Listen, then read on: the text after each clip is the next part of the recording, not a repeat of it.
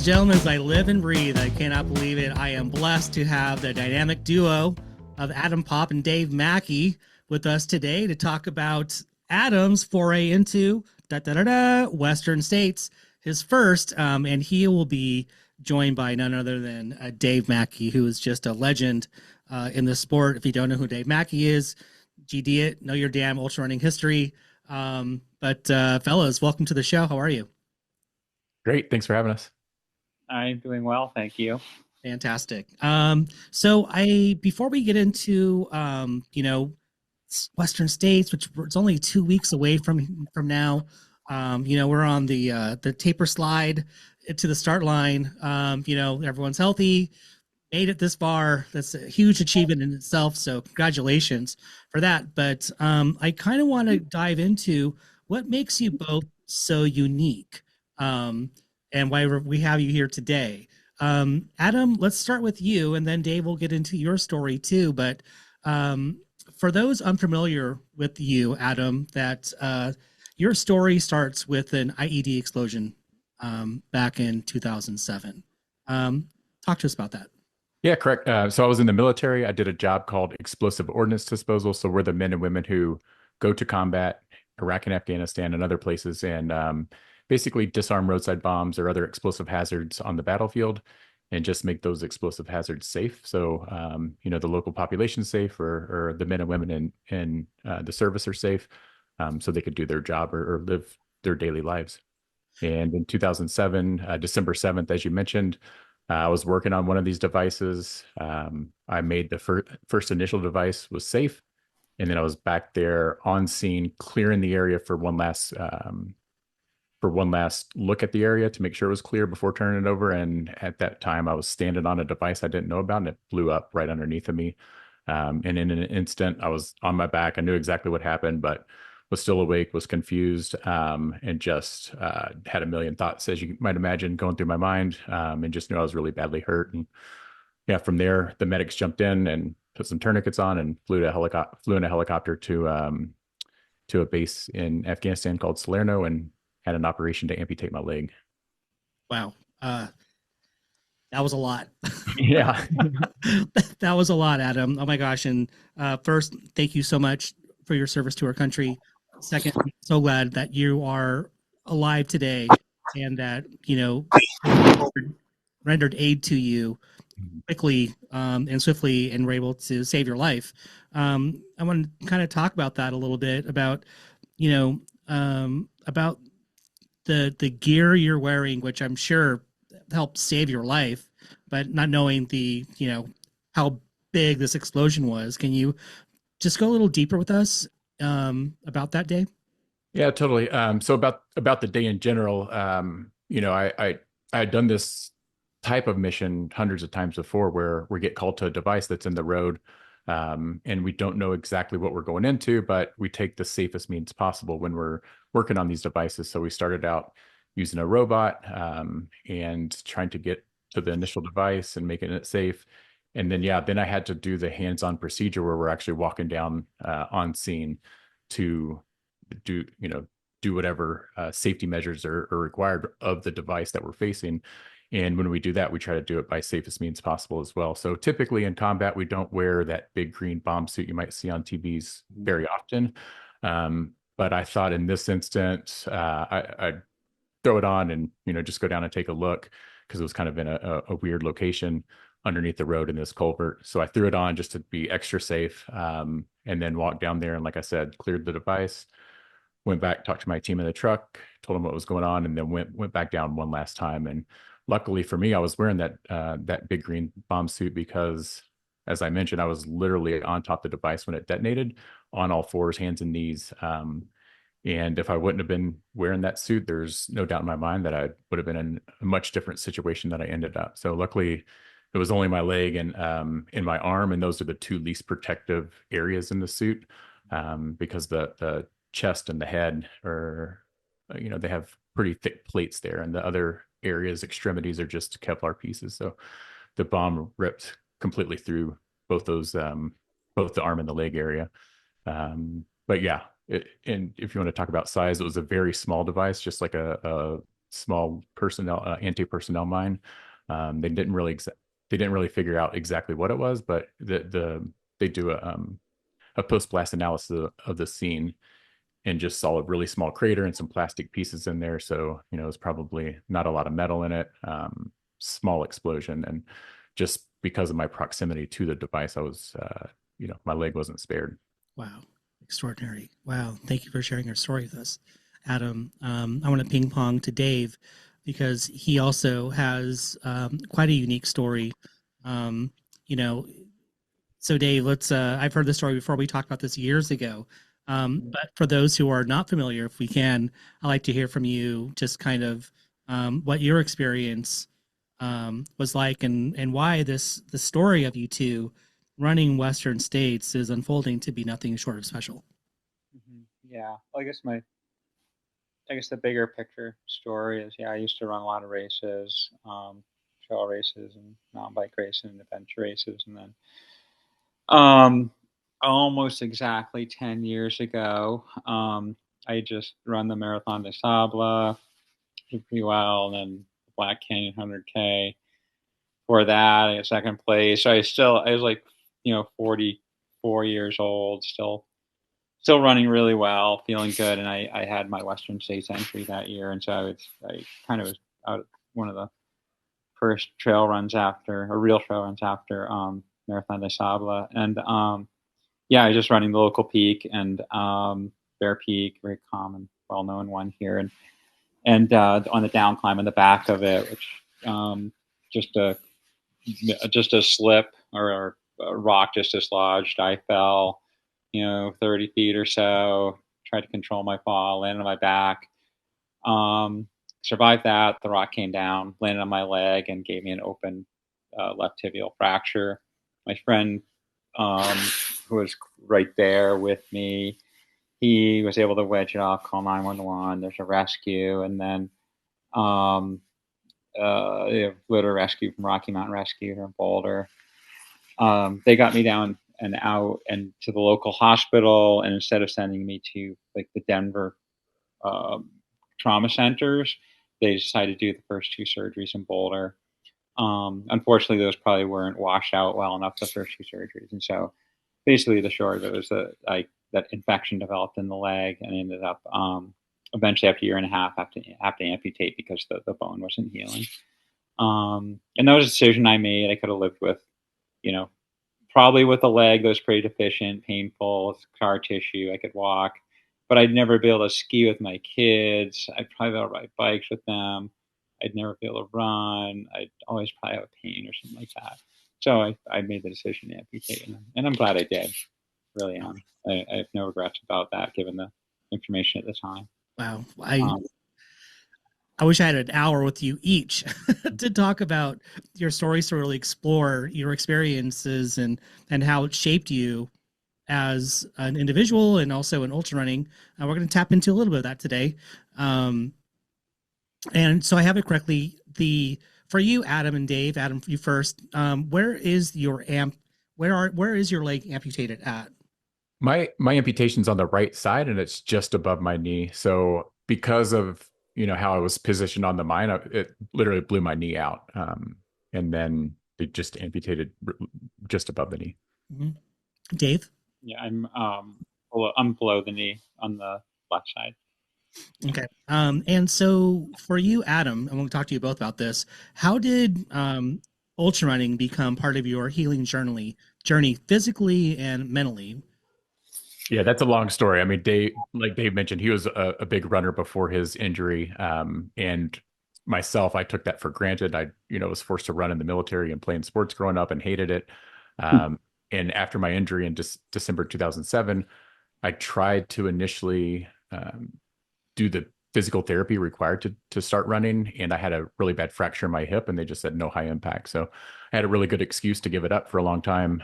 So I didn't find running until April 2015. Wow. And it was through a relay race. And I went to the hospital. Long story short, I went to the hospital to get a running blade, Walter Reed Hospital, to get a running blade to see if I could start running, because I hadn't done anything like this as an amputee. So I started that process in 2015, and long story short, got a running blade, and then was able to slowly get back to 5K, 10K, and then 7 months later, I was able to do my first marathon that year. Wow. And then that was November 2015. I did the marathon, and I didn't even know about ultra running, never knew this world existed.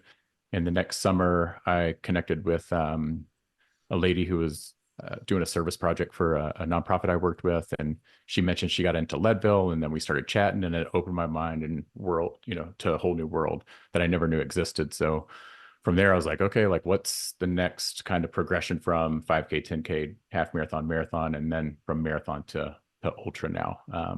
So I'd figured all that out before, and now I was making that bigger leap to, the ultra marathon distance. And that journey started in summer of 2016 and finished my first ultra in December that year. I think that for most people, what you accomplished starting in 2015 is nothing short of extraordinary. There's that. And then there's the Adam Popp version of extraordinary, which is you went next level with your participation in running. So let's dive into that a little bit. Can you give us some highlights of what you have accomplished as an adaptive athlete in your life to this point so far? Yeah, I'm much more of a participant for sure. Dave's like the real deal. I'm like a participant for sure. But my participation trophies exist of, I did Brazos Spin 100 in 2016, and that was my first ultra. And for the next couple of years, I was like dabbling, but not.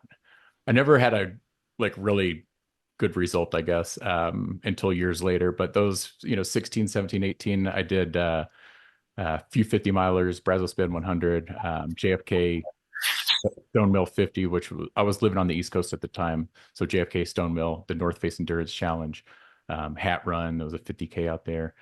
So that's where I was kind of stuck from 2016 to maybe 2019 or 2020.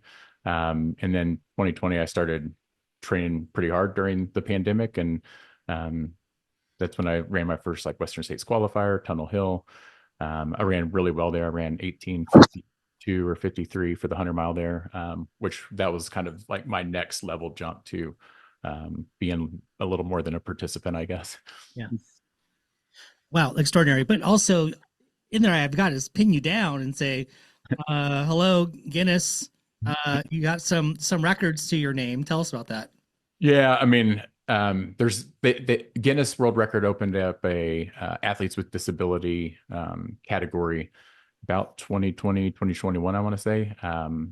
And because, not a lot of amputees or above knee amputees specifically for my category had done these distances or times that I was able to apply, and it accepted several times, I think 10 at this point for the records I'd done from, 50K marathon, half marathon, up to the 100-mile and 24-hour distance. And I keep trying to pin Dave down and get him in there too, but he won't do it. His times are, would be accepted in there in a heartbeat, and all the crazy stuff and climbing and elevation gain and all the things he'd done would definitely be in there too. But he's just too humble of a guy. Jesus. Or doesn't have enough time. I don't know. And what's your longest distance to date?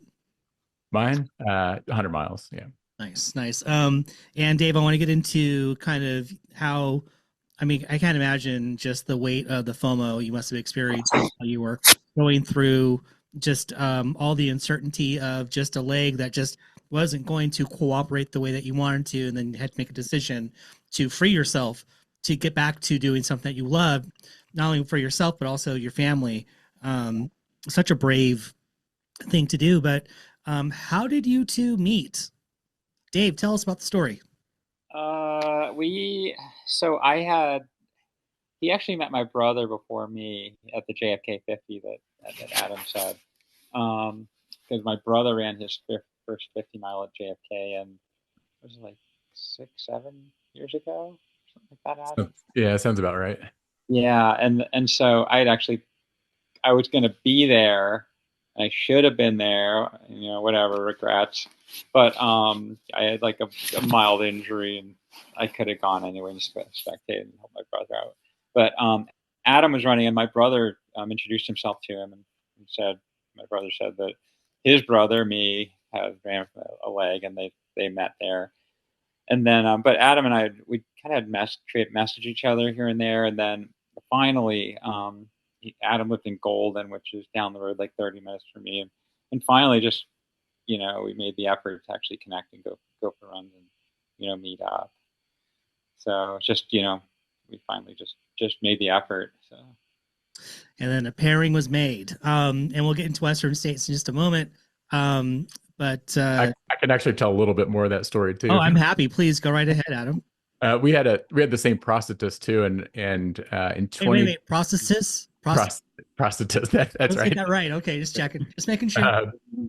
And in 2021, after 3 years of putting in the lottery, I got into CCC, and my prosthetist Zach was like, "Oh, you should talk to Dave. Like, he's been there. He's done everything, but like had ran CCC when he had 2 legs, and now as an amputee, like you should talk to him. He could help you with training or whatever." So I remember distinctly calling him on the phone when I was in Golden. I hadn't met him yet, but I did meet his brother, and we had messaged back and forth, and we were chatting, and he was like, "Oh yeah, that's it's a hard race," and I'm like thinking, "Okay, yeah, okay."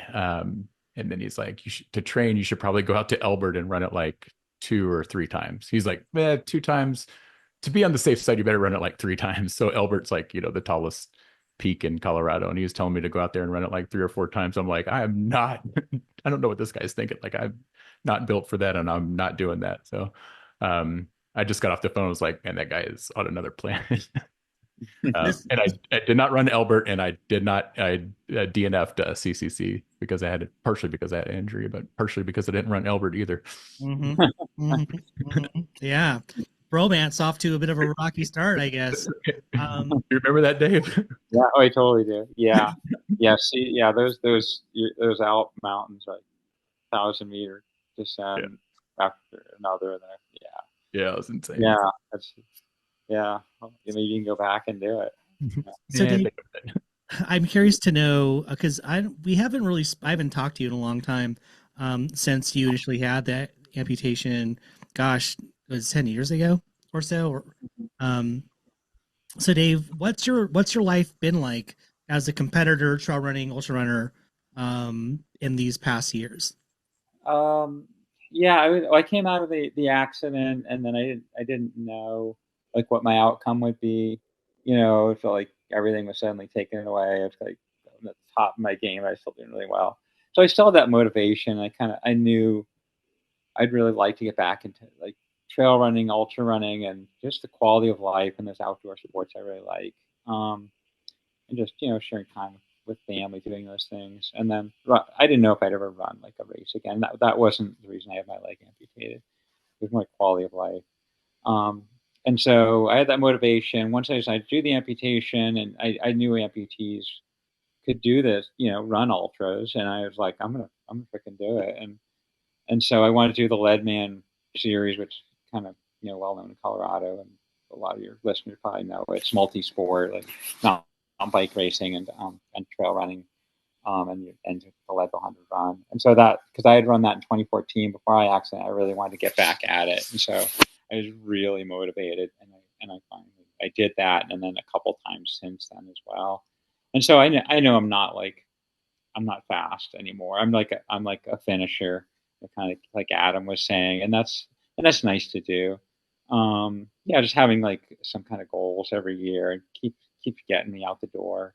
Just stay fit and just stay running and try to stay active. Kind of benefits the rest of life. All the other stuff we do, just staying sane. So yeah, I'm not out to win anything. I just like being out there, really. I hear you. So with 2 weeks away, you're coming back to a course that I have to imagine that you just love. And for Adam, your first time running Western States, what was that getting your name picked for that like, and how did that come about? Was it through lottery, another circumstance, and then how did it come to be that Dave was going to pace you? Yeah, as I mentioned, I ran my first qualifier in 2020, and the special consideration in 2020, and I like put just an email to the race director together, and then wasn't selected that year in the lottery or through special consideration. And as I mentioned, after 2020, my like fitness and the way I was running like really improved. So I thought, you know, if we're any other amputee were to finish, like now is the time for me to do it.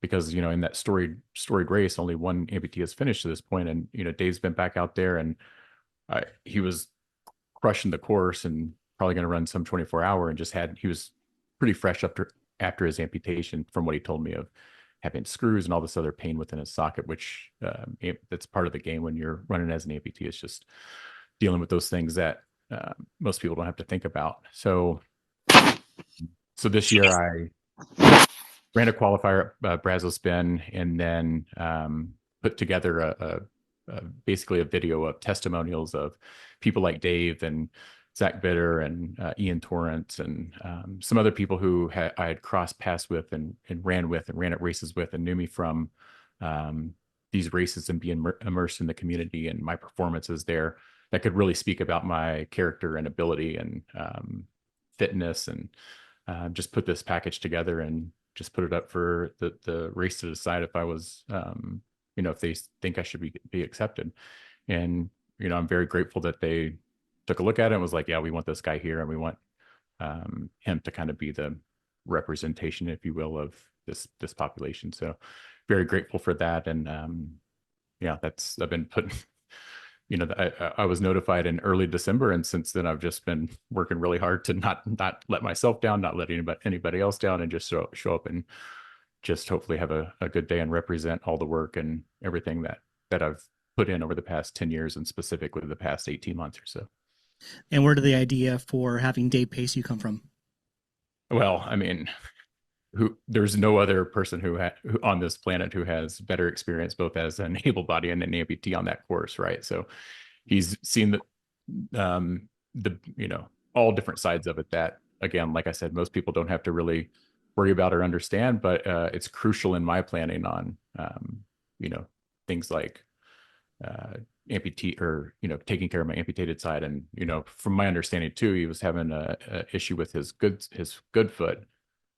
So that's like some things that we discussed on taking care of your good foot, because it's taking twice as much pounding, and the leg as well from the ups and downs. And so just, I mean, indispensable in the knowledge he has, both as an, you know, an elite able body runner there, and also you know, an amputee runner on that course as well. So I mean, yeah, no other, and he's become a good friend of mine too, running partner. And so, you know, it just came together naturally over the past couple of years. And when this finally, you know, I finally got in, I was like, all right, like who else would you want in your corner? And, you know, like I said, some of those other names I mentioned, Ian Torrance specifically, I was chatting with him, and he was giving me some like recon on the course. And he's like, you know, is anybody else helping you who's pacing you? And I say Dave's name, and they're like, oh, why are you even talking to me? Like, just go to Dave. Like, he knows much more than I do. So, and that's like the general consensus from everybody I talked to. I was just out at the training camp and did 3 days on the course there. And, you know, people several times thought I was Dave. And the people who knew I wasn't Dave were asking, is he going to be here? And is he pacing you? And that just came up through natural conversation. And they're just, so stoked to have him back, but just stoked to have him in my corner as well. Yeah, I got to tell you, when I heard that Dave was going to pace you, I got so excited. I have so much admiration for Dave because of his accomplishments on the trail, but also just what he does in the medical world, and just being just an upright human being. So, Dave, what does it mean to you that Adam asked you to pace him, and what does it mean to you to be back at Western States running on that trail? Yeah, I'm so honored to be there, you know, with Adam and help in any way I can. So yeah, especially it's a rare opportunity to, like, you know, pace a friend, and then one who has the exact very similar commonalities in you know, our physical condition. It's like Adam said, there's a lot of subtlety. So I'm honored to help out with that in any way. And yeah, I'm excited to be there. And you know, Adam's a great guy to hang out with, even outside of the races. He's super cool. And what's the game plan? Where do you plan on meeting Adam at? I think we're still kind of sorting that out. Sounds like around probably Michigan Bluff, or just Michigan Bluff on in to, I'm not sure, maybe the river, maybe a little further. I think Adam's still kind of sorting that out, but I'll fit in wherever. I might go out earlier and meet him out on course at the Duncan Canyon, whatever one of the first aid stations are. I think Duncan. Yeah, you're right. You're right. And Yeah. Scott, let me just be clear. Dave is still sorting it out, not me. He was talking about working in an aid station and running a little bit on the course. And he's like, well, I can't necessarily start pacing you here, but I could just run ahead and then meet you at the place where I can pace you. And I'm going to work this aid station a little bit. And, it's just going to be like, Of course, the mayor coming home. the mayor coming up, exactly. The mayor of Western States on his return. So you ran the 3-day weekend. Good for you getting out there. So important to make time for that. So did you learn anything about yourself being out there, maybe having to make some adjustments to your game plan? Actually, the abstract of running states is one thing. Actually being there is a totally different thing. Yeah, I mean, I did learn a lot. It did build a lot of confidence being out there. And this is something Dave and I talked to over runs too. He's been to the training camp and he like highly recommended it. And that's part of the reason I went. But I took a real hit to my confidence. Dave and I ran a quad rock 50 miler 2 weeks before the camp, and I DNF'd there. There was a few things going on where my socket, I just lost some weight or something, and my socket completely split my leg open, where my femur like is in the bottom of my socket. So it split my leg open there, and I had some like issues with how technical that trail was. And Dave signed up, I think, 2 or 3 weeks before the race, and he's like, "Oh, you're running that? I'll come out too." And ended up crushing the course. Ran well there, and was the first amputee finisher at that course. And it's a really difficult technical course, rocky, and wasn't ideal for me. So I had a lot of like I said, took a hit to my confidence DNFing at 32 miles there. And I was like, man, if the course is anything like this terrain, there's probably going to be little chance that I can get through it. But after seeing the course firsthand, it's nothing like what Quad Rock was. And, I was able to, despite the canyons, everything else outside of that, I was able to run pretty well there. So that gave a huge boost to my confidence. Not to say that, I'm not still going to have issues on the course. It's just going to be nothing like I was envisioning. And just, especially those stories we make up in our mind on, oh, what's it going to be like? It's going to be the hardest thing possible. And, we all hear this. But after Quad Rock, I was like, at least it's not going to be that hard. Yeah. Dave, for you, you've been there, you've raced it, you've felt it, you've endured it. What's your strategy as Adam's pacer? Well, probably similar to the same as pacing anybody else. It's really, I paced people before, and at Western, gosh, have I paced anybody? I don't think I have actually, but at other races I have. So I like to just let the runner, dictate the pace and what they need versus like barking at them or anything like that. So, just kind of like let them do their thing and just monitoring like anybody else would with, fueling, hydration, calories and feet and chafing and all that. Just, help reminding them to take care of that stuff. So I'll do the same with Adam, as far as like, sometimes there's definitely some subtleties running in a socket. And so occasionally, every amputee kind of knows their leg really well. So I don't know Adam's extremely well, but there's definitely some tricks in case something comes up maybe that I can offer that would help Adam, even though he's put, thousands of miles, on mountain trails. So he knows what he needs for his leg. But if I can offer any feedback as far as that goes, as it comes up, I'm happy to do it. There's some tricks with like, padding and with lubrication and like not taping, but there's some materials you can put in your leg that might help. So if that comes up, I'll help. And then the running blade itself, I know Adam had some trouble with his with the outsole, because the running blade is like it's a carbon fiber like C-shaped thing with just like a Vibram outsole or any brand of trail running shoe on the outside, and so those can get really torn up. And Adam had that problem at Quad Rock, and so if something like that comes up, I hope I can offer a little bit of technical expertise, but he knows the equipment better than me. Yeah, I think a lot of what Dave offered has been, just on our local runs here and just talking through a lot of this before we even get on the course, right? Because in my opinion, if you get there and you're trying to work through a lot of these things, it's almost too late. But he's been able to talk me through literally every aid station and every section of the course. And we talk about it over our runs, and we've, come back to his house and have coffee afterwards. And he's showing me on the map, like what he was talking about. And, he's been so helpful in those regards leading up to the race that I think, like he said, he's paced 100 people, and that's like any other person, right? Like showing up and just pacing them and doing the things that are required, not getting lost. I think he'll be hopefully a good candidate to keep me on the right track and not getting off trail. But just doing all those things that like a normal pacer would do, and then with the added benefit again of all the things he mentioned with the socket and the amputee leg care. I think you're in good hands. You're in good I think so too.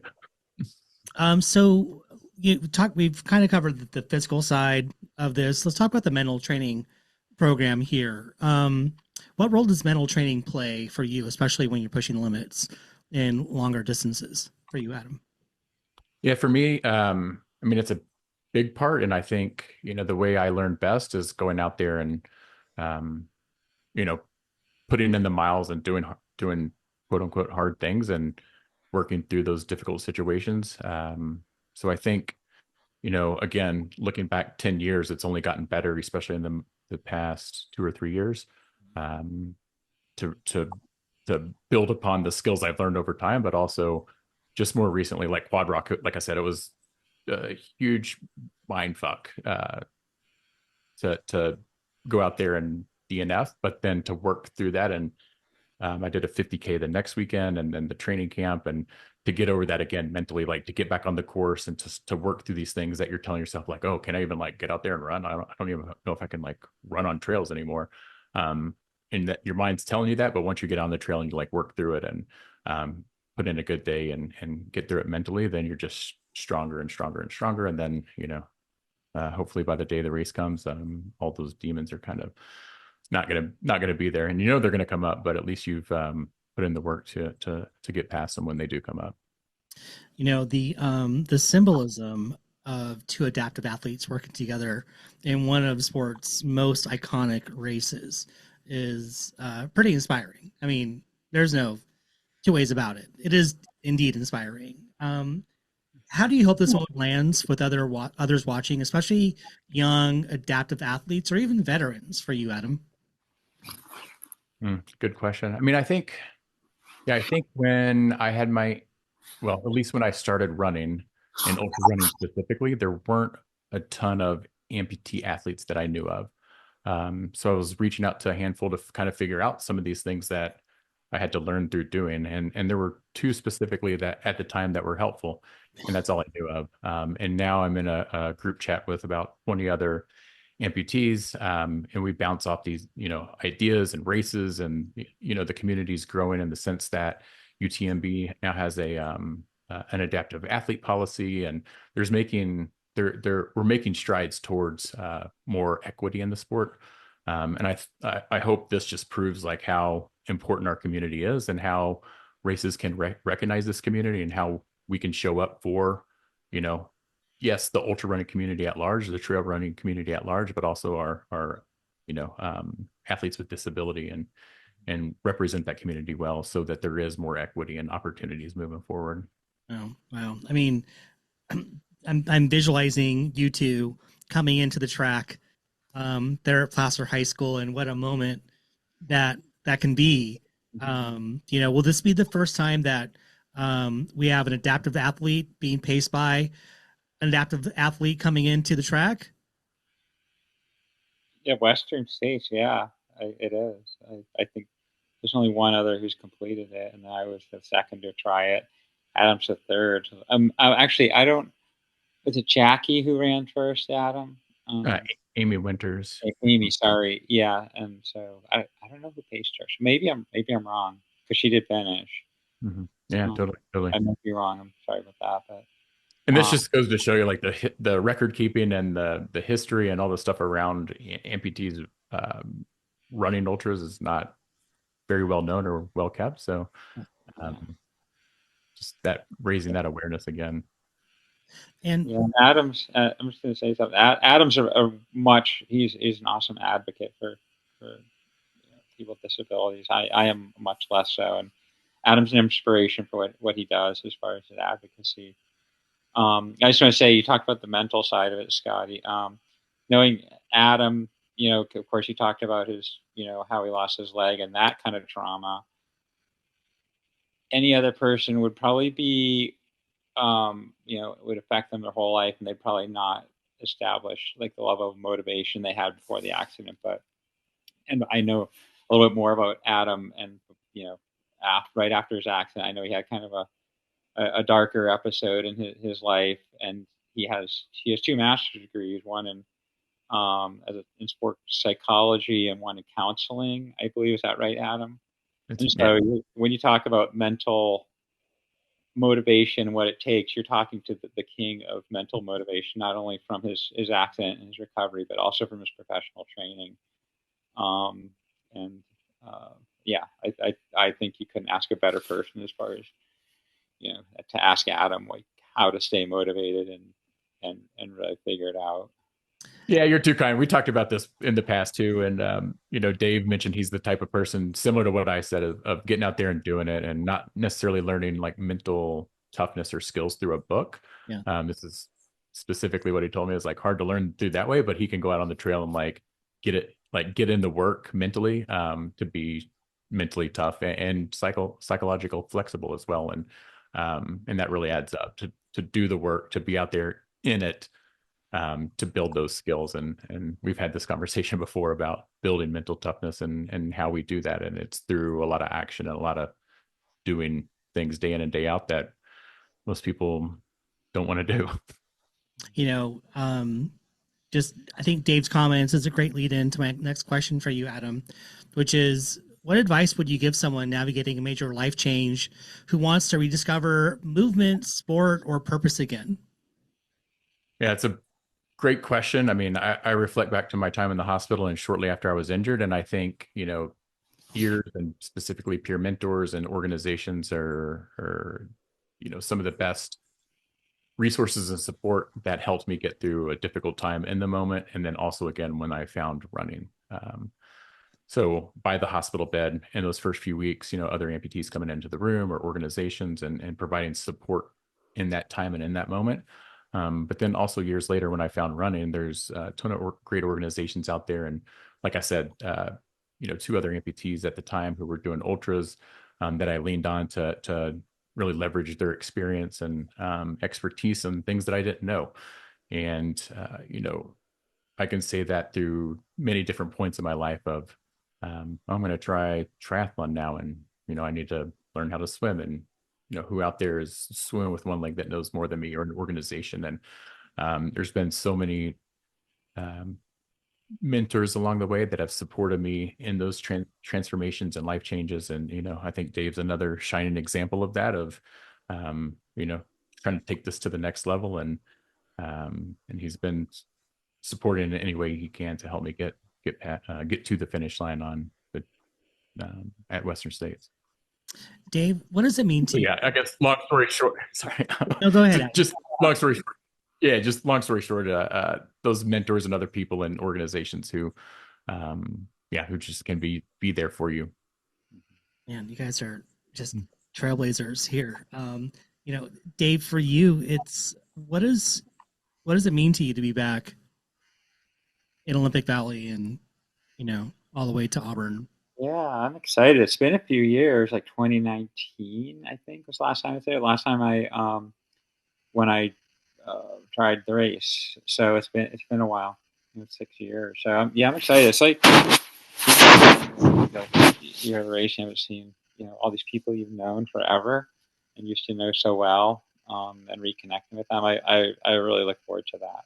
I have a lot of good friends from over the years of ultrarunning, and having lived in Northern California for a couple of years during PA school. And it's a lot of family friends. My son was born out there, and my kids spent 3 of their early childhood years out there. So just can reconnect with friends is one of the biggest things I look forward to.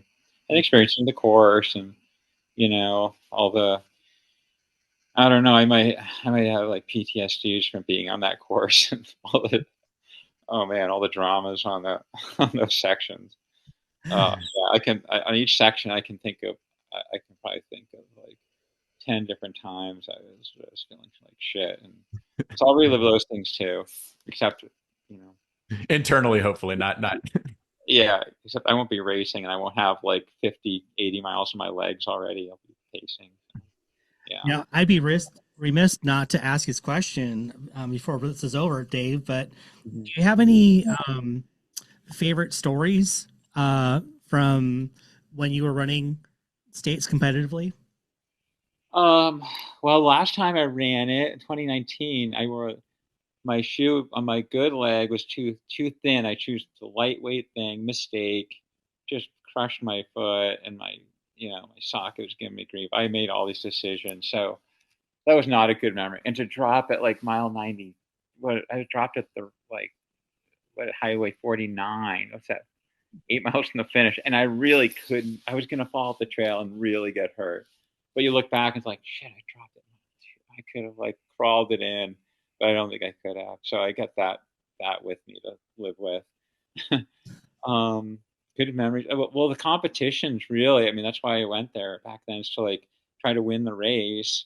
Like going up against Scott Jurek, like my first 100. Those were an awesome experience. And then trying to podium, I got like fourth place once, and that was all of those dramas of chasing like Nick Clark and getting passed by people at the end, and Ryan Sandys, and yeah, and Mike Wolf and all these other guys.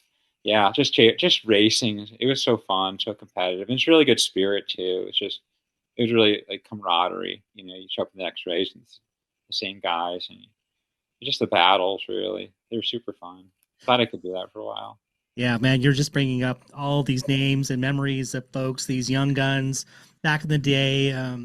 You know, that was such a special time period where the sport really exploded in that time period, and it's still, still a juggernaut for folks coming in and wanting to test the waters of endurance.